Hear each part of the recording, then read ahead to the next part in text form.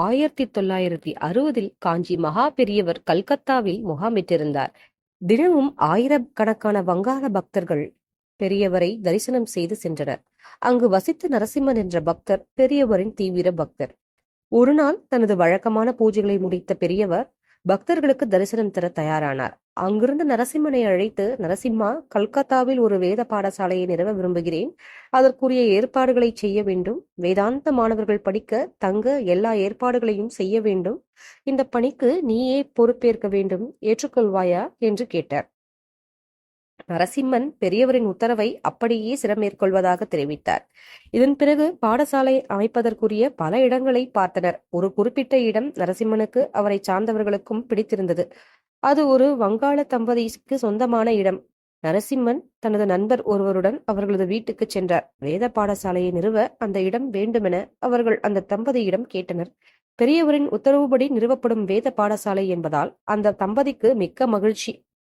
இடத்தை தருவதாக உறுதியளித்து விட்டனர். பத்திரம் பதிவதற்காக ஒரு குறிப்பிட்ட நாளில் அவர்களை வரச் சொன்னார்கள். அவர்கள் சொன்ன நாளில் நண்பர்கள் இருவரும் வங்காள தம்பதி வீட்டுக்கு சென்றனர். ஆனால் திடீரென்று அவர்கள் தற்போது தங்களால் அந்த இடத்தை தர முடியாது என மறுத்து விட்டனர். நண்பர்கள் இருவரும் அவர்களது முந்தைய வாக்குறுதியை நினைவுபடுத்தினர். ஆனால் அவர்கள் வருந்தும் வகையில் சில வார்த்தைகளையும் சொல்லி வெளியே அனுப்பி கதவையும் தாழிட்டு விட்டனர். ஆனாலும் நண்பர்கள் மேலும் சில முறை அந்த தம்பதியினரை அணுகினர். ஆனால் காரியம் நடக்கவில்லை. இதற்குள் காஞ்சிக்கு சென்றுவிட்ட பெரியவரை சந்தித்து இடம் கிடைக்கவில்லை என்று சொல்ல எண்ணி மறுநாள் காலை 7 மணிக்கு சென்னை விமானத்தில் கிளம்ப திட்டமிட்டனர். அப்போது பெரியவர் சென்னை சமஸ்கிருத கல்லூரியில் முகாமிட்டிருந்தார். அவரை சந்தித்து விபரத்தை சொன்னார்கள்.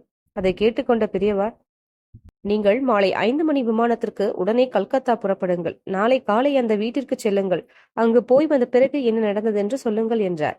அவர்களும் அன்றே கல்கத்தா பறந்தனர். மறுநாள் காலையில் மகா பெரியவாரை மனக்கண்ணால் தரிசித்துவிட்டு அந்த வீட்டுக்கு சென்று கதவை தட்டினார்கள். என்ன ஆச்சரியம்! அந்த தம்பதிகள் இருவர்களை வரவேற்று நமஸ்கரித்தனர்.